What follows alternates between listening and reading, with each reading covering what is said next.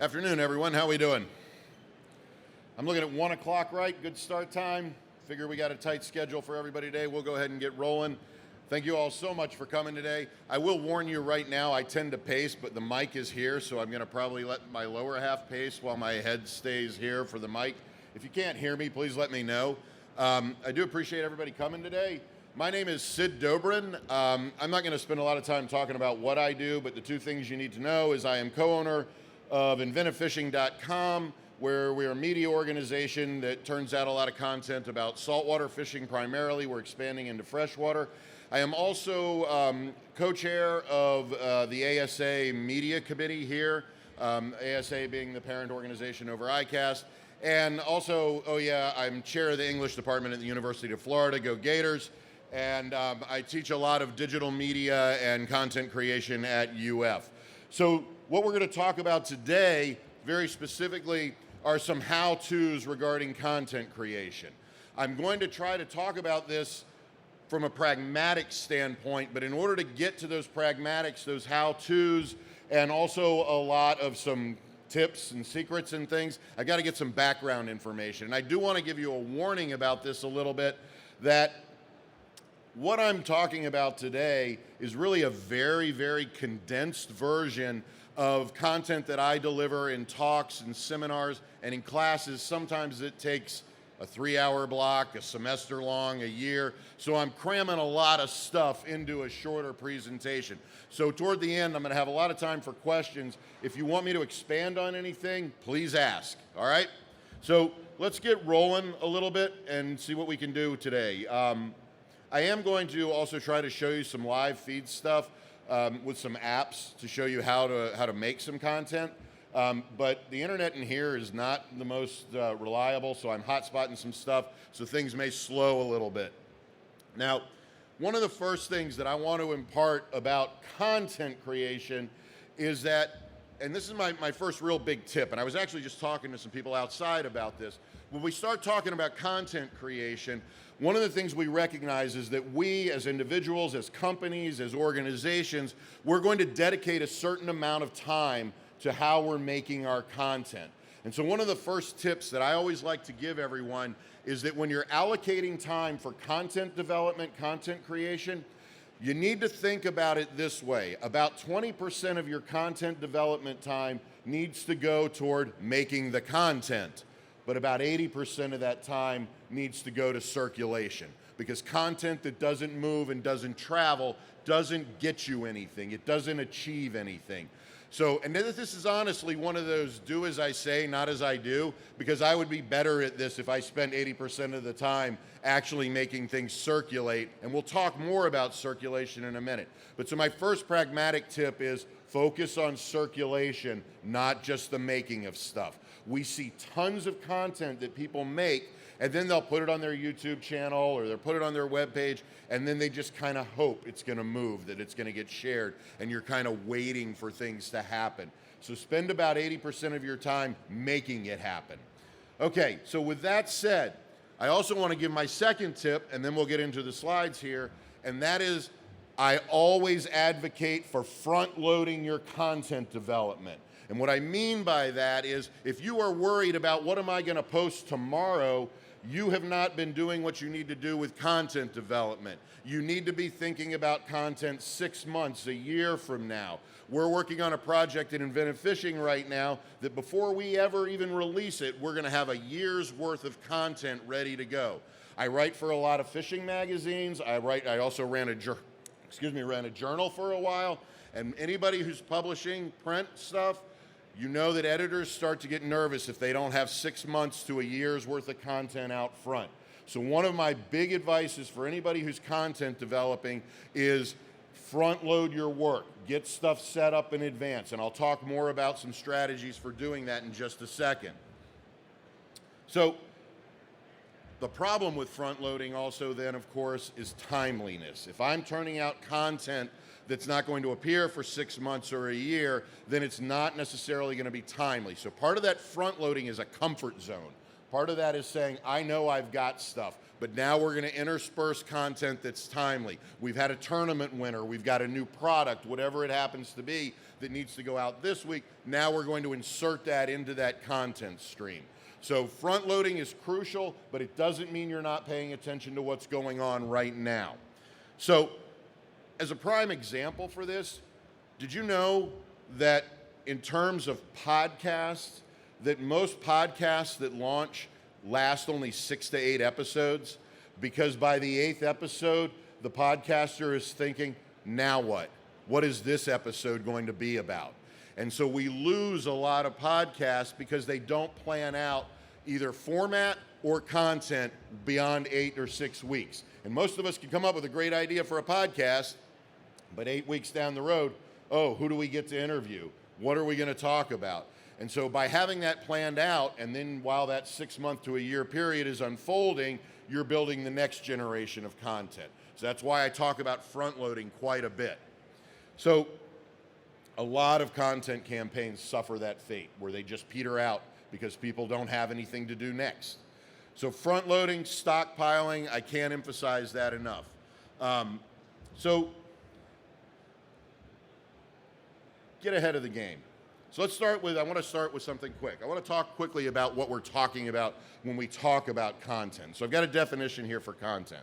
And what I mean by content is very specifically, content is information presented to an audience for the purpose of informing, explaining, describing, narrating, defining, analyzing. You can read. Okay. So the key here is that content is information, right? That when we're providing content, we're doing it in order to convey information.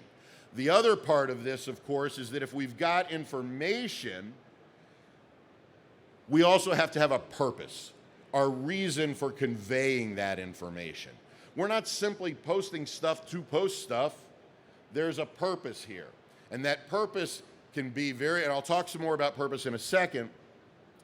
That purpose is the reason you're posting.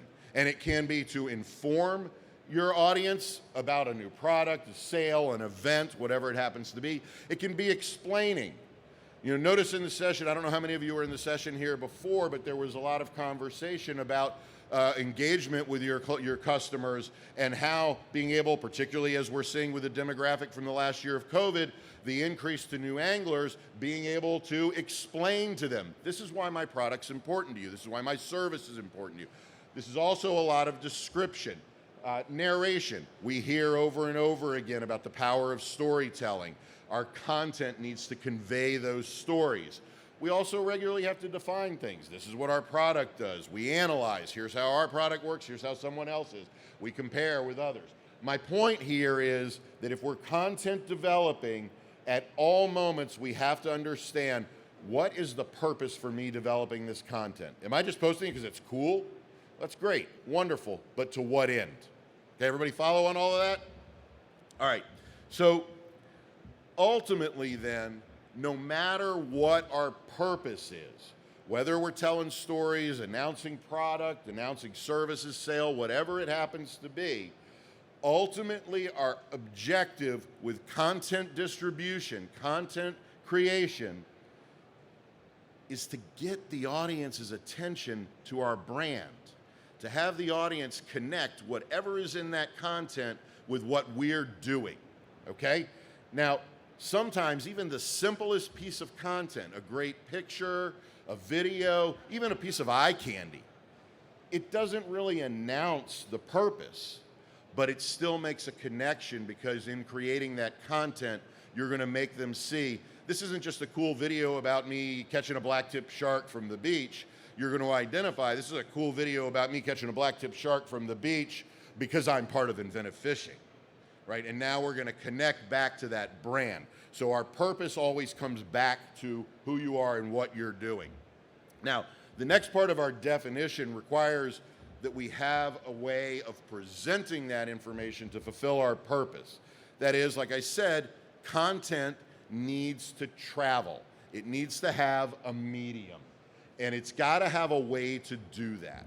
And so what I'm talking about are the common forms that we use for circulating our content. Now, right now, these are the 4 primary ways that we move content: through our writing, through our images, through our audio, and through our video. And those are the 4 areas I'm going to concentrate on in talking about content development today. I get this urge to watch. There's all this great space up here, and I just can't go use it. But we're going to talk specifically about these. Now, video, of course, is a combination of image and audio, and we'll come back to that in a second. Now, I am going to talk in a moment about some very pragmatic things about making images, where you're getting images from, how you're circulating images, and I'll do the same about video. And I'm going to show you some tricks for making some high-quality images as well. So let's talk then about a distinction that I make when I'm thinking about content, and that is what I call low-effort content. Low-effort content is the stuff that should not take a lot of your time to circulate. Low effort literally means you're not going to be putting a lot of work into the content. It allows you to focus on circulation and distribution. So the pics that we post, so this was just a couple of days ago, got a nice read, got to get it out there immediately. So I'm not doing anything with this other than posting it on our site. Very low effort on my part. Our live feed videos, stuff that we're circulating as we're on the water, as we're at the show. I mean, how many people are doing live feed from this show right now? This is low effort content. Content that we share. I saw this great thing from Chase Baits the other day. Great company. They're not here. They're an Australian-based company. They couldn't make the trip because of COVID, but they had this great post, so immediately a retweet from our company. Now, retweets, reshares, reposts are great because they help move stuff, because what happens when I repost a Chase Bait product tweet? Now Chase Bait starts to recognize my stuff and will start retweeting as well. And so you're building that shared community. Multiple posts. When you build content, put it in a lot of places. So this was a review we just recently did of Costa's new, I'm not a Costa employee, so I'm not shilling for Costa here, but Costa re-released the Blackfin sunglasses. We immediately put it on the water for a couple of months, posted it, webpage, YouTube, Instagram, everywhere. Take your content and put it in multiple places every single time. Now, most of us do this inherently, and I'll come back to a point about this in a minute. Recycle your content. Now, this is something that a lot of you probably don't think about, but I see a lot of companies that will post, and they'll put it on their Twitter feed, on their Instagram, on their Facebook, whatever it happens to be, and then it just sits.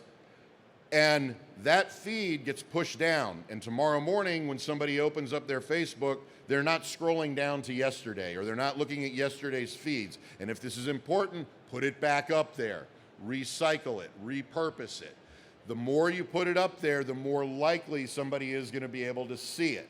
Now, this takes some patience, because a lot of times you think, hey, I made this post yesterday, I've got this new thing I want to get out today, but you got to remember to go back and repost the other thing. Now, one of the things I'm not going to show you today, and primarily because I don't have updated statistics on it, there's also some really interesting data out there about when you're recycling your post. Monday mornings are a great time to get another post out because people have not been paying attention as much on the weekend. Monday morning, got to go back to the work, and how many of us Monday morning are, I don't have the motivation to start reading emails. I'm just going to scroll through Instagram from yesterday.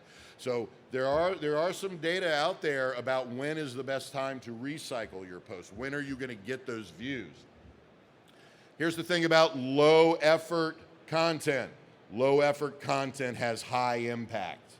Low effort content are the things, because they're shorter, they're more direct, that have massive effect on attracting your audience. Think about your own viewing. Think about how many times you're willing to kind of pause in a scroll to look at an image, but if there's a big article or a white paper or a web page link, that you're less likely to connect there. So I emphasize, particularly when you're front loading, to build up a lot of low effort content. And I'll give you some strategies for that in just a minute. So that's why low impact content is so important, and we'll talk more about it in a minute. But then we've also got high effort content. This is the stuff that takes time, that you're not just going to snap a photo while you're on the water or of your product and post it, but that you're going to do research, You're going to write out longer bits of text. And here we're talking about things like articles, blog posts, brochures. Again, I'm not going to read this to you. I have the confidence that you all are literate enough to actually read an alphabetic list of possible documents. But these are the high effort content. This is the stuff that takes time. Now, this is also the stuff that what we have to recognize about this is that some of this stuff carries a very different kind of professional cachet than does the eye candy photo or the eye candy video. For instance, in a lot of industries that I work with, and my company is a saltwater fishing industry, but because of my consulting stuff, writing a white paper for distribution earns a lot of credit inside the industry because it's a more professional document. And so there's a lot of ways that that document carries a lot more weight than just some great pictures of that content. Everybody follow on that? So here's the thing about high effort content. This is where your time is invested. This is where you're spending the time building out more content. This is also a great opportunity for collaboration. It's also a great opportunity for sharing with others. And I'm going to talk about some collaborative strategies in just a moment. So one of the things also that we'll talk about in a minute is how we can buffer a lot of the labor here with user-generated content, with employee-generated content, and some strategies specifically for how do I make writing high-effort content a little bit less laborious. So I've got a friend, for example, who works in the automotive industry, and he really wanted to improve his customer content, and he wanted his customer contact. And so he decided, I'm going to create a platform where my customers can ask the company questions. This was several years ago. I know that's not a new idea. But what he found was that those customer questions drove opportunities for him to provide more content. And then what ended up happening was the customers started answering each other's questions. And he started off with only a few hundred people responding to this platform. It now has over 200,000 participants, and it self-generates content to where he only looks at it once a week. And so he's now got this platform. He's also transferring this now into a motorcycle DIY platform as well. So being able to rely on getting content from your user base, your customers, is also very valuable.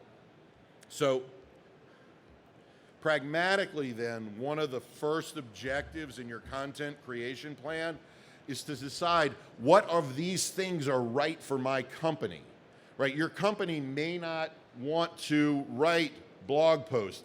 A white paper may not fit. My guess is if you are a guide and you're really just looking for clients, that turning out a white paper on the history of the professional guide organization isn't going to get the interaction that you want in the same way that regular blog posts about your strategies, where you're going, and how your clients are doing. So one of the first things that we identify when we're creating a content development program for our company is we go through the whole list of what are the things that my clients are going to respond to. And we build out that list of here are the things I'm going to focus on in content development. Am I going to be providing sales reports? Am I going to be doing data visualization projects?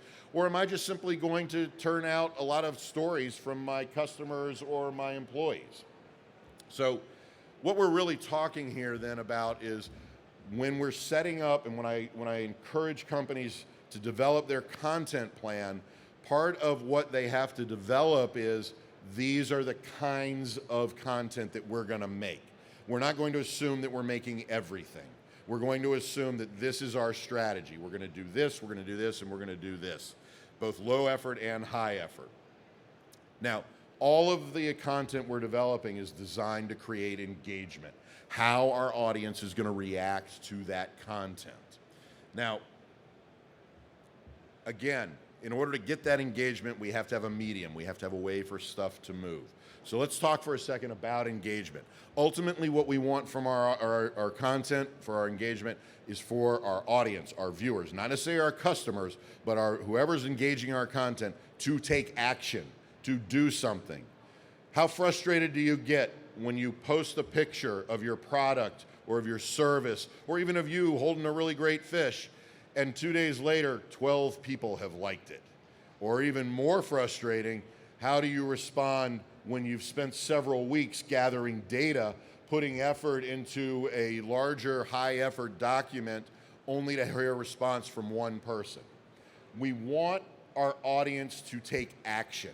And when I say that, we want our audience to like our stuff on social media. We want our audience to comment on our stuff on social media. The action doesn't have to be a sale. We love it when it is.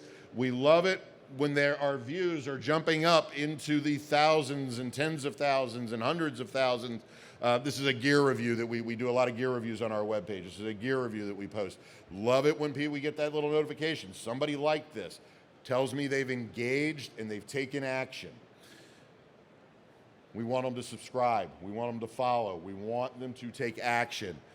We want them to ask a question, because what happens the moment one of our viewers, our audience, our client asks a question? We've got them. They're engaged. And now we also know, hey, this person wants to know about what's the best rod blade. Obviously, they don't know braider line versus braided line. I haven't seen braider line anywhere here at the show. Leader for this NASCAR reel. Now I have my next content.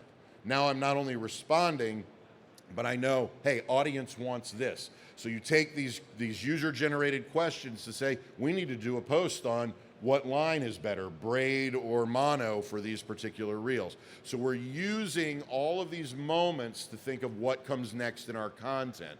And of course, in terms of action, we want them to click and place an order. Okay, so if we want action, here's the pragmatics of this. If you want them to do something, you gotta ask for the action.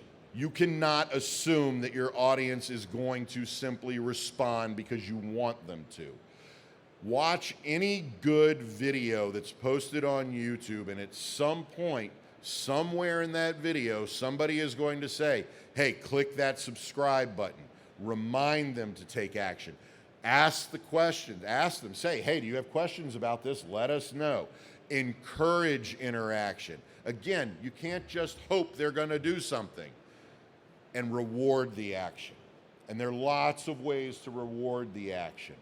The most simple reward, particularly if they're asking a question, is to acknowledge and answer. How frustrated do we all get when we ask a company a question and we never get the answer? Now we're making assumptions about the ethos of the company too, and about their reputation. Reward their action. Keep in mind that everything you post, about 80% of the people will only read the headline or the title. So if you're producing larger content, you're only going to get about 20% to do it. And of those 20%, they're the only ones who really open it and read it. Okay? So this formula for engagement, you need to play those numbers out, because that gets very frustrating. So let's go back to that notion of circulation. If you just post it to your YouTube channel, and you've got a random number, 10,000, 1,000 followers, and you're only going to get 20% engagement, is that the level of engagement you really want? Or at that moment of posting, are you saying, hey, in order to up that 20% to cover the viewership that I want, I now need to post this link in Tampa Bay offshore fisherman list, which has 64,000. Well, now my 20% is starting to grow in terms of the overall number. It is a numbers game. So that's part of the action of you having to pursue that work in order to circulate what you're doing. So here are 3 ways to do that. And we're talking about an attention economy here too, right? How long can we keep people their eyes on my stuff before they're going to the next stuff? So brevity prevails. We all know it. And if you look at any news media site, and I mean any, I don't care where, if you're getting your news from CNN, Fox, BBC, whatever it happens to be, notice how much attention it is and how we read those web pages, just scrolling through headlines, scrolling through, oh, look, something's happening in another country, scrolling through. But only 20% are clicking on that and actually reading that article. So brevity prevails in mass content production. Shorter content types. Don't focus everything on massive documents. They're not going to read them. Stay short. Short blog posts. Anybody read blog posts? When you read blog posts, aren't you glad when you have one that's only like 2 paragraphs long as opposed to one you look at it and you realize, oh, the reading time is going to be 30 minutes on this. How many of us are suddenly willing to read 30 minutes on a long blog post? Brevity, brevity, brevity. Frequent posting. The more you post, the more likely your audience is going to engage. And like I said before, repetition. Don't let it go once and sit. And again, repetition. Also, I recommend single sourcing. Single sourcing is a term we take out of technical and professional writing. This is something that I focus on a lot in how I teach. Single sourcing is basically what you create is your own internal document with all of the messaging that you want conveyed. What are all the right words we're using to describe our product? We want positive words, right? This is a dynamic, new, innovative product. And so we identify, these are the key terms we always want to use. That way, and also, here are all the facts that we want conveyed, particularly if you're conveying information about a product that you want to identify. We want all of our audience, not our customers, we want all of our audience to know that this product is made out of this kind of TPE plastic. So into the single source document goes that information. Then we work that into all of our other kinds of posts for our tablets, print, the other forms of social media, the video. We make sure we are consistent in our message across platforms. And the best way to do that is to build a single source document, or what we might call a style guide too.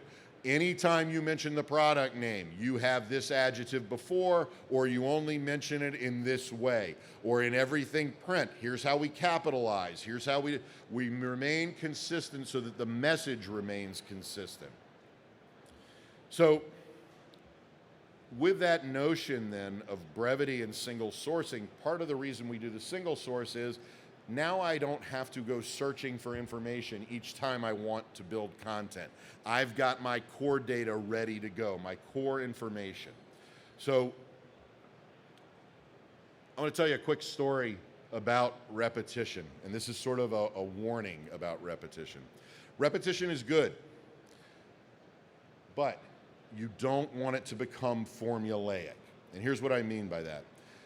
I won't call him a friend, we'll call him an acquaintance. He's a CEO for a pretty major company, and I had met him. He was vice president for another major company, and somehow I ended up at dinner with this guy and a bunch of people, and we were talking, and he started talking about how important social media is to his company. And I said, yeah, but you're posting in a formulaic repetition that's sort of boring your audience. And he looked at me and he said, what are you talking about? My employees don't talk to me like that. I said, I am not your employee, first of all. But I pointed out that he was on a five post repetition. He would post news about his company. He would post something about one of his employees. Hey, congratulations to Tom for leading this week's sales force. Then he would post something about his family. Oh, I'm so proud of my son. And then he would post something about an event that was coming up. Hey, I'll be speaking at such and such. And then he would start again. And it was like Monday was this post, Tuesday was this post. And I said, if you keep doing that, all you're creating is a mental image of that repetition. And I described it like this. Anybody ever been on a train, subway, commuter train, and you hear those wheels? Cha-chunk, cha-chunk, cha-chunk, cha-chunk, cha-chunk. What happens to you as a passenger? That's it. Your head starts to bob, you're tired, you're bored, you fall, or standing in front of a Xerox machine. I can't deal with the monotony of a Xerox machine. I got to walk away because all of a sudden I'm that monotony. Same thing with how our audiences hear what we're doing. If they start to catch on, oh, look, another post about Brian's son. Yay. Mix it up. Don't get so formulaic in your post. Mix it up. So that's the quick note on the warning on repetition. So these are the kinds of things, though, that you should be repeating at a regular basis. Tell people about your company, about your product. Have a product focus regularly, even if you've already focused on that product. Talk about how this product is being used. Get customer testimonials. Again, user-generated content. Link out to reviews people post of your stuff. First thing I do when I review a product is I send it right back to the company, whether it's a good review or a bad review, and let them know you should be sharing what we're saying about your product. Post interesting links. If you're in a lure company, lure manufacturer, post links about other not necessarily your competitors, but hey, so-and-so won on this lure. Here's a story in the news. The Arkansas Democratic Gazette, I forget what Brian Hendricks' newspaper name is. Sorry, Brian, if you're out there. But send links to what other writers are writing about stuff that your audience should be interested in as well. You don't have to make original content perpetually. What you have to do is engage your audience and have them come back and say, hey, wasn't it really interesting that Inventive Fishing posted this thing about this tournament, even though it was in a newspaper somewhere else.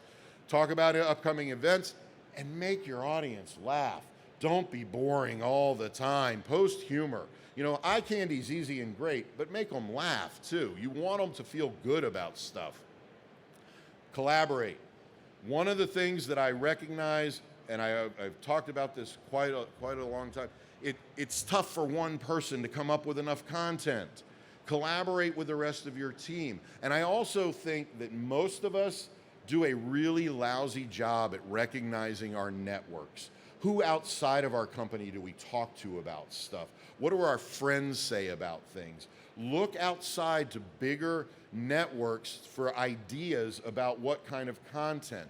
I really think that a lot of us forget that, oh yeah, I've got a buddy who does this over here. I wonder what he's thinking about with stuff. Use those networks in order to think about content. Talk to your employees. Your employees have ideas. You should be able to say, hey, what did you think about the new product or whatever it happens to be, and tap your employees for ideas. Always talk to your customers. Always find out their thoughts about stuff, because that's where the testimonials come from. Because when it comes to an audience, do they want to hear what you have to say about your company, or do they want to hear what your customers say about your company? How many of you, when you're on Yelp or when you're on Amazon, the first thing you do on a product is go to customer reviews? That's user-generated content that can help inform the content you're doing. And then there's your rewarding the action. Follow up. Hey, I saw you posted on Yelp this review. Really like to talk to you more about, now you've got customer testimonial and they feel like they're now connected to the company. That helps generate that content. Any kind of engagement that you have, adapt it and adopt it and move it in. A lot of times I'm scrolling stuff and I see another outlet similar to ours. Hey, they just ran this story on inshore fishing in Tampa around Weeden Island and the red tide problems. I should probably do something on red tide in Weeden Island. Now, this is not plagiarism. This is taking what's out there. I'm not saying reprint their article or make the same argument. I'm saying, hey, that's a good idea. Now, there's something else I want to point out about this, too. Look at recurring themes, stuff that your audience has responded to. If I post, for instance, a review of a lure, I'm going to get, because of my audience, I'm going to get a much higher response, higher viewer rate than if I post a review, and I apologize, but if I post a review on apparel, because of my audience for my what, I'm going to get half of the views. So what I do is I spend a lot of time and look at your analytics. If you're not looking at your content analytics to find out where your strengths are, and then build content toward those strengths. Look at the concepts, the topics, the themes from your previous post and ask which of these are succeeding. Now I'm going to drive with that. So identify what your audience responds to, stick with those things. Also, spin-off content. I talk about this and I teach this like an idea tree. Remember the idea tree from when we were kids? If you've got a new spinning reel that you're releasing and you're producing content on it, sit down and think about what are all the other things I can write about or film about that are tied to this spinning reel. So I want to do a whole thing on the gear ratio for this reel. I want to talk about the drag on this ratio. And I'm going to talk about line capacity. Well, heck, if I'm talking about line capacity, and this should happen with everything, now I need to start making posts about recommendations of line types. What kind of leader should you pair up with this line? How do I tie a knot between a braid and mono for this kind of line? What tackle works best with this line and this spinning reel? Start looking for all those shoot-offs. A lot of times we think, oh, I'm doing a post on a spinning reel. Done. No, no, no, no. You're front loading, you're building ideas, you're building content. So lots of time doing spin-off. 80% of all of our communication now occurs visually. Outside of the law and federal institutions and state institutions, common communication on a daily basis is now 80% visual.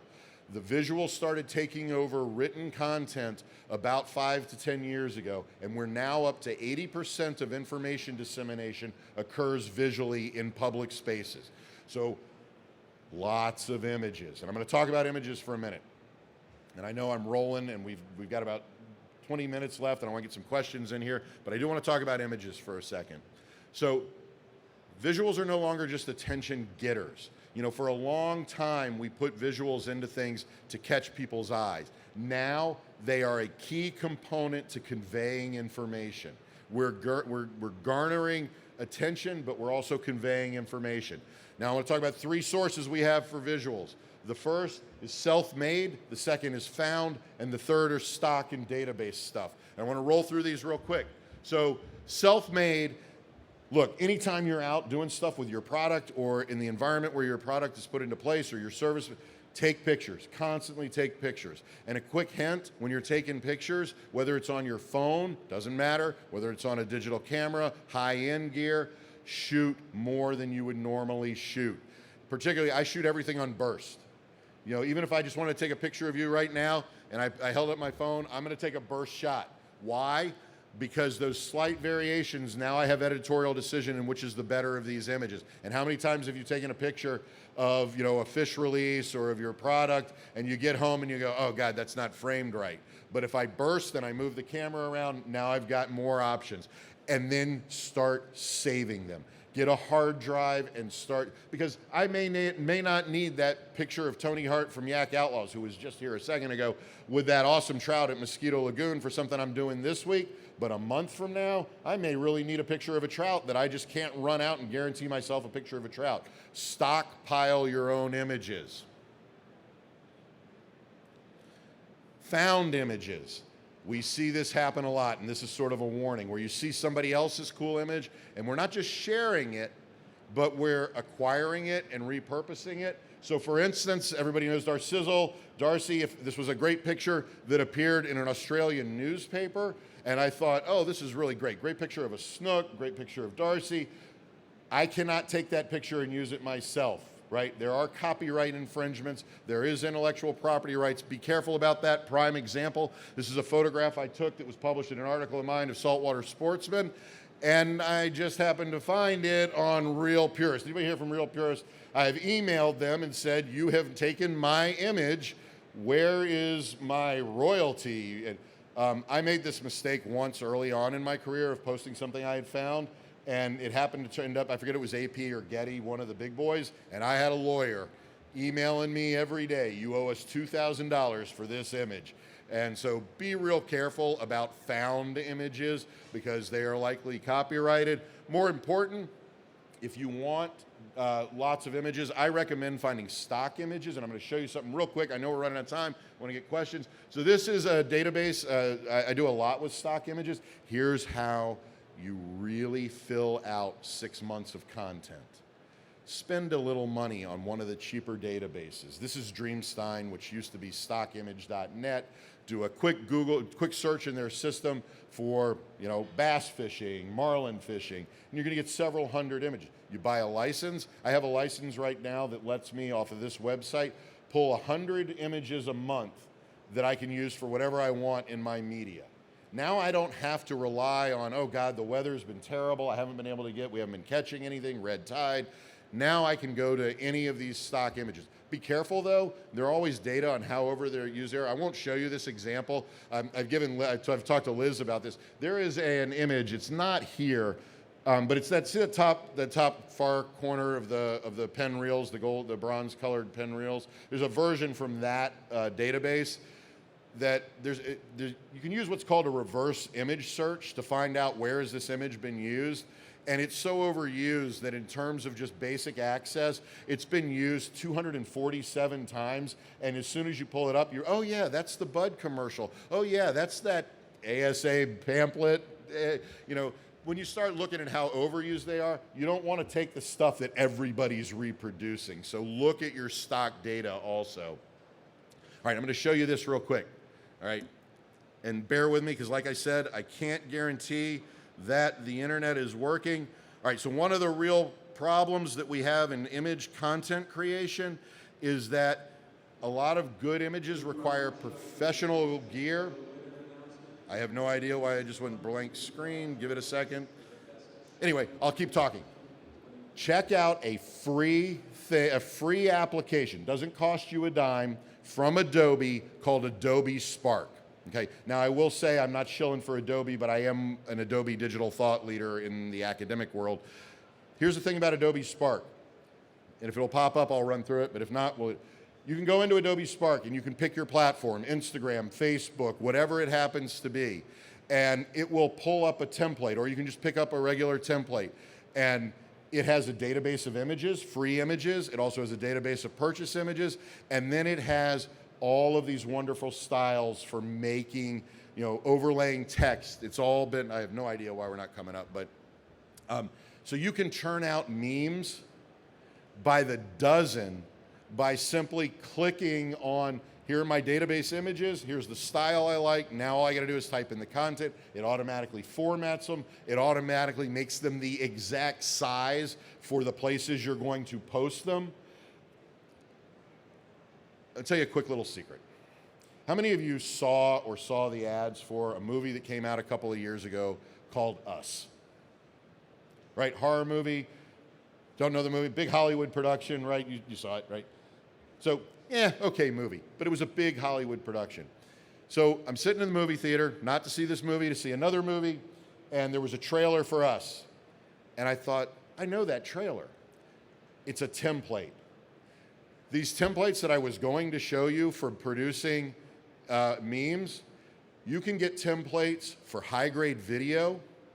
I would show you our opening sequence to our gear reviews. It took me all of 10 minutes to make, and it looks like it comes out of Hollywood because I paid $30 for a template, and all you do is add your video clips, and it automates stuff. You don't have to be a professional filmmaker, film editor. Look for templates, and a lot of these templates are free. And so you can take content, dump it in, make your stuff look absolutely professional. I don't know why the screen's blank. I'd show you a couple of them. But anyway, these are some of the pragmatic things that I do in order to save time, in order to front load content, in order to circulate content. It saves me a lot of time in the long run, and it also saves me a lot of anxiety. Because what happens if all of your content, which is building to a larger story that you're telling about your company, your product, your service, and that story stops for a couple of weeks? How much more difficult is it to re-grab your audience than to keep them consistently viewing your stuff? That's why I employ a lot of these. Now, like I said, there's a lot of detail that we could go into with each one of these things, but time's very limited today. And I do want to, we've got another session coming up, but I do want to give you a couple of minutes. If anybody has any questions about anything I'm talking about, I'd love to hear. Here's an action item. Do you have a question? And Liz has a mic, so. Thank you for your presentation. When you talked about images, what do you recommend with regard to text maybe on the image, and how relevant is that in terms of capturing audience? Right, so anytime there's a question of relevance, my first easy catch response is, depends on your purpose. What are you trying to accomplish with that? If you look, for instance, I write for several magazines. Several of those magazines create style sheets of what we will print, what we won't print. Prime example, several magazines now won't print hero shots where you've taken the fish out of the water, particularly on a catch and release species only. And you get bad audience feedback if you're showing, holding the fish by the belly out of the water. So what do I recommend? I recommend that you look toward what is your purpose in sharing that image, and then also what is the message you want to convey by that image.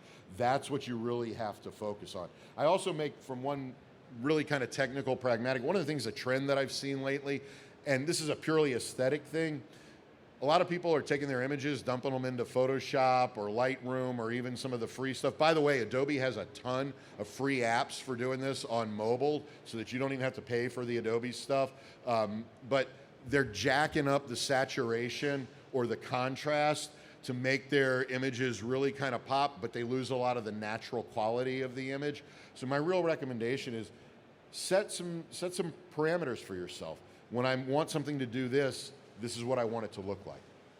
Is that getting at what you're asking? Okay. I mean, really, anything with content, anything written, anything image, it's really got to do with the decisions you want to make. But also recognize that about 75% of what we see out there, the reason people are doing it is because they saw somebody else do it that way and they think that it's cool.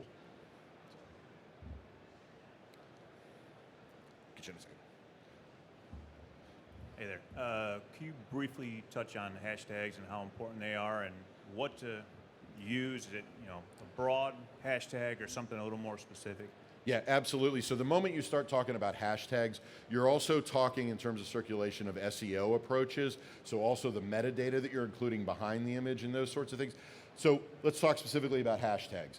Hashtags can be very effective if they're already established hashtags. So one of the things that I try to look at when I'm hashtagging, particularly on Twitter, and Twitter has a feature that will identify what are popular hashtags in this sub, I look for what's already out there. Creating a new hashtag, you're starting from ground zero of trying to get people to focus. So and also tagging, same kind of concept in YouTube. I do both. So let's say hypothetically I just did the review on Costa. I will hashtag eyewear, I will hashtag sunglasses, I will hashtag all of the generic terms, and then I will start narrowing it down. Hashtag Costa. Now they're gonna pick up on that. I'm gonna hashtag Costa Blackfin, or I'm gonna do all of that. The more narrow, the way that a lot of web crawlers work, and the way a lot of web spiders work, is they're looking for as much information to categorize your stuff as possible. So I actually try to do both. Unless I don't get where it really fits. What I try to avoid is making up new hashtags. Like I would not hashtag awesome glasses because it's not gonna go anywhere. And I apologize, I'm trying to read your facial expression, but the spotlight's right in my eye. You're a silhouette over but that I always try to make those connections. That's part of how circulation works. If you're just putting it out there, glasses, here's a picture, it's not going anywhere. So does that get at what you're asking? Hi, when you're talking about repetition, and particularly for things like Facebook and Instagram, how do you keep your feed from becoming kind of the same posts over and over again? What do you do if you're reposting something? I mean, I wouldn't want to post the same image in the exact same text. Right, absolutely. So when I talk about repetition, that's not your sole thing. You're still building out content for a year, and given what you do in particular, you've got lots of current information that has to, hey, switch in regulation, right? That's stuff you still want to churn out. What I mean by repetition is, let's say snook season just closed, actually it just opened a little bit over a month ago, but let's say that you've posted that, 2 or 3 days down the road, you might want to post a reminder. I'm not saying that repeating the same thing is all you're doing. You're playing that into your other content feed. So we could also go into the details about what your audience is seeing on the screen versus what's below the fold, what's scrolling. You don't want them to pull up your page, particularly because your page is going to have a lot of oversight in what should and shouldn't be there. But you want them to open it up and see new information. You don't want snook, right? Because now all the red snapper people who are in the middle of the season right now, they want red snapper information. Right? So above the fold on the screen, you want different. But if they scroll down, hey, a reminder, red snapper season is midway through. Now we're starting to get to the repetition. Does that make sense? Mine was kind of along the same line, so maybe you've touched on it. But you talked about recycling content, and I was going to sort of, dovetail onto that same question. Like how often, and is there a point of diminishing returns where it's like, oh yeah, I saw that one a month ago, I saw that one a week ago. Like how often do you recycle So my answer to that is it has a lot to do with how your audience has responded. And I'll give you an example. I'm not going to mention names. A guy I really have a lot of respect for. We all know the myth of the banana on the boat, right? Some of us adhere to that very, very strictly. So this guy has a very popular page, and he did a post on why do we think the banana can't be on the boat. It's become their number one viewed post. But every now and then he comes back to it because he knows that he's going to get the viewership there. So I think a lot of it has to do with what is your audience looking at, how pertinent is the information. For instance, if you're reminding about a sale, you want the repetition to be more frequently within the time frame of that sale. It's got to be chronologically relevant. And it may also be that you want it to wait and think, hey, I posted this a year ago, I'm reposting it now just as a reminder. This is why we don't put bananas on the boat. By the way, interesting fact, I don't know why I'm saying this, I'm wasting everybody's time here, but this is how I operate. What is the number one product that Walmart makes its most money from? I just learned this the other day. I was baffled. Bananas. They sell more bananas than anything else. They make billions each year in bananas. Look it up. Check it out. It's not just me making up stuff. But yeah, keep them off my boat. But Walmart's doing great with the banana business. So the real answer is, there is no formula. One of the things I tell all of my students and all of my clients, I can't build you a formula. It's always about reassessing what your audience is doing. So again, and what Amanda was asking and what you're asking, there's no way to say every 3 days do this. It really has to do with how is my engagement petering off, how is it sustaining, and the recycling doesn't necessarily mean just cutting and pasting. Retell the story in a different way. Let's talk about this from the banana industry side. Get the counter position, but it's being able to use that to get somewhere else.